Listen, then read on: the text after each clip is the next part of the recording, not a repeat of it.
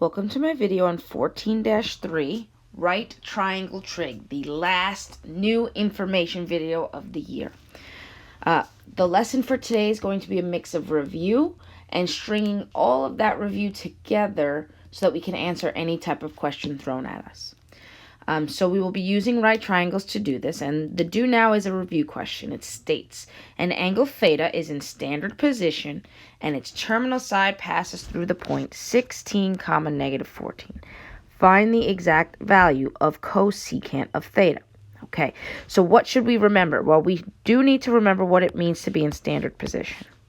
Remember, a standard position angle is an angle whose initial side falls on the positive x-axis and whose terminal side swings up or down, right? Depending on if it's positive or negative from that. So here my terminal side passes through the point 16, negative 14. Now, although we don't have a coordinate plane here, we can make a scale of our own. So my x value is a positive 16. So let's label that with a positive 16, right? We're on the positive side of the x-axis. My y value is negative 14. Okay, so if my terminal side passes through that point, it's going to pass that point in this way. So we have a terminal side in quadrant 4. Now, if you remember, when we found trig values for angles in standard position given a point, we had to turn every angle into a right triangle. Okay, and we did this by, hold on one second, drawing a vertical line down from the point, making that right triangle, and identifying our reference angle on the inside, right? The angle that is made with the x-axis. Okay, so that's the triangle, right triangle, we're going to use to calculate cosecant. Okay, now what else do we know about this triangle? Well, we know that the y value is negative 14. So the side of this triangle over here is negative 14.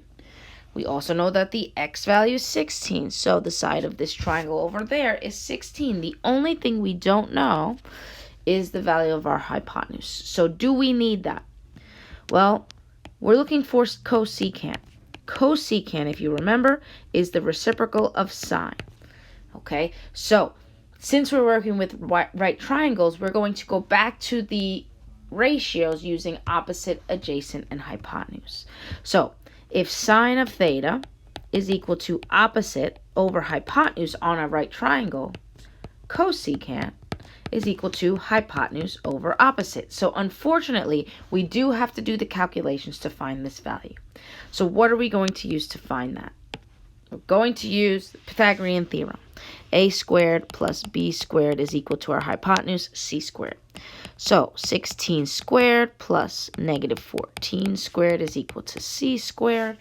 That's 256 plus 196, which becomes 452, sorry, equals c squared.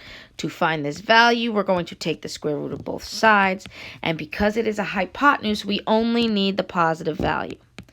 Okay, the only thing left for us to do is to decide if this can be reduced, and radical 452 is actually 4 times 113, 4 being a perfect square. So to reduce this, we would get 2 radical 113 as our hypotenuse. So 2 radical 113. So all that's left is to fill in the values that we need and make sure our answer is in the most simplified form. So cosecant of theta is my hypotenuse, 2 radical 113, over my opposite, which is a diagonal from our reference angle, negative 14. This 2 on the outside and this 14 have something in common, so we're going to reduce it down to radical 113 over 7, and it does have a negative sign. Okay, so that is the value of our cosecant. And we can do this to find any trig value, whether it's a primary or a reciprocal trig value given a point. So now what makes this new for today? Well, now we need to string the idea from the last section so that we can find the measure of this reference angle, okay? So now we're going to find the value of this angle in here. Now, how do we do that? Well, the only way to find the measure of a reference angle is to use the inverse trig functions. Okay, so we want to use the inverse trig functions to calculate this. Now, we know on our calculator we only have sine, cosine, and tangent. So I'm going to pick a strategic value for myself. I know that 16 and 14 are the opposite and adjacent of this angle.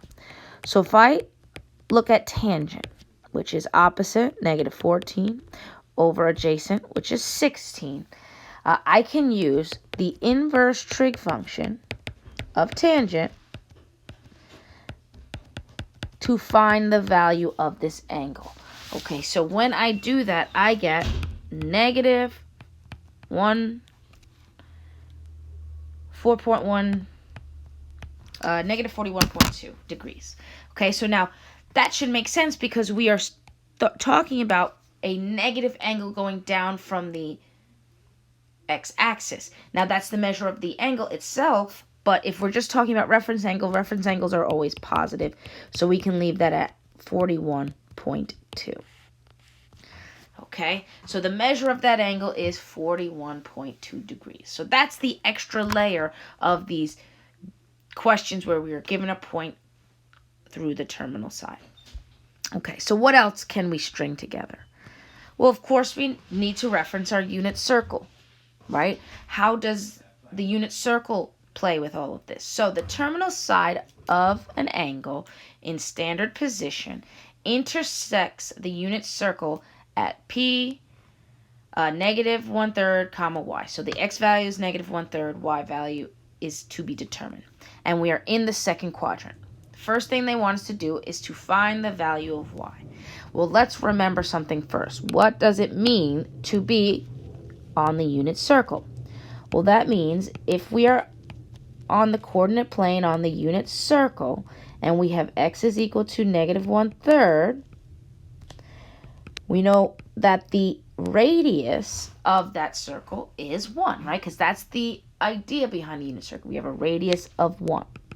Okay, so if we have our x values equal to negative 1/3 and our radius of 1, if we drop our vertical line down and create a right triangle, we will be able to use the Pythagorean theorem to find the value of y.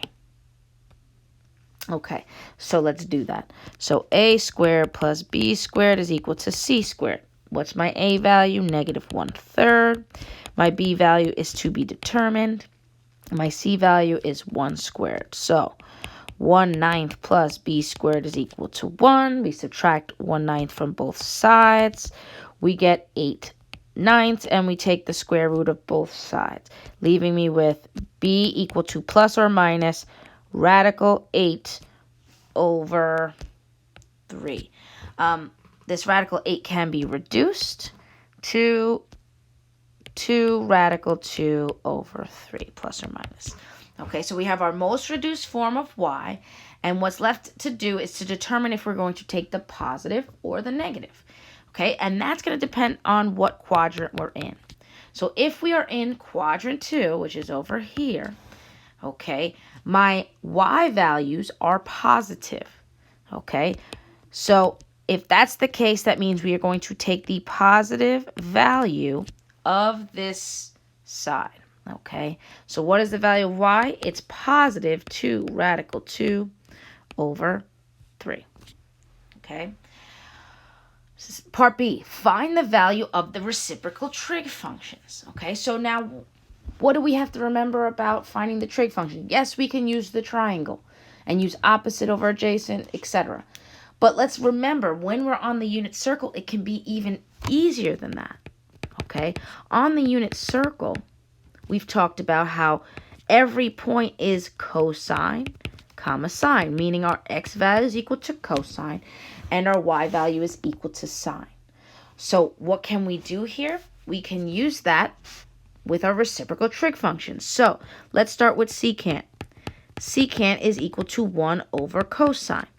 That means we need 1 over our x value. So what is our x value? Negative 1/3. 1 over negative, 1 over negative 1/3, keep change, flip ends up just being a -3. So secant of theta is equal to -3. What about cosecant? Cosecant, is equal to 1 over sine theta. Okay, well, sine is our y value, so we're looking for 1 over y. So 1 over 2, radical 2 over 3. So if we flip, right, that becomes 1 times 3 over 2 radical 2. And then we have to rationalize this by multiplying by radical 2 over radical 2. So we get as our final answer 3 radical 2 over 4. Okay, and if you need to work through that, you can work through the rest of it. Okay, so we got our cosecant value. And what about our cotangent? Well, our cotangent, if you remember, in terms of sine and cosine, is actually cosine over sine because it is the reciprocal of tangent. Okay, so what is our cosine? Well, that's our x value, -1/3. What's our sine? 2 radical 2 over 3. So if we change, and we flip, what do we get? We get a lot of canceling. 2 radical 2, and we have to rationalize, leaving us with minus radical 2 over 4. Okay?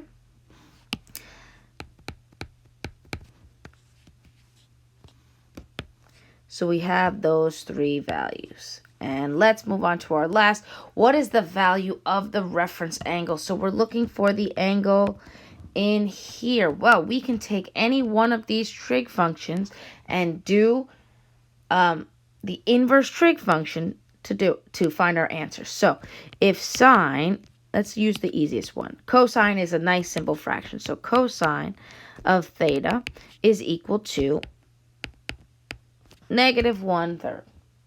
Okay, so if we want to find that, we would have to do the inverse trig function of -1/3. Okay, so now we got to take our calculators, inverse of -1/3. What does it give us? Well, we get the angle 109.47. So I'm going to estimate 109.5 degrees. Now, is that the measure of our reference angle? And the answer is no. Okay, 109 degrees is actually the angle in standard position. So to find our reference angle, we need to, find out how much is left over to get to the next axis. So we'd solve that by taking 180 and subtracting 109.5. And we get our reference angle is 70.5 degrees. Okay.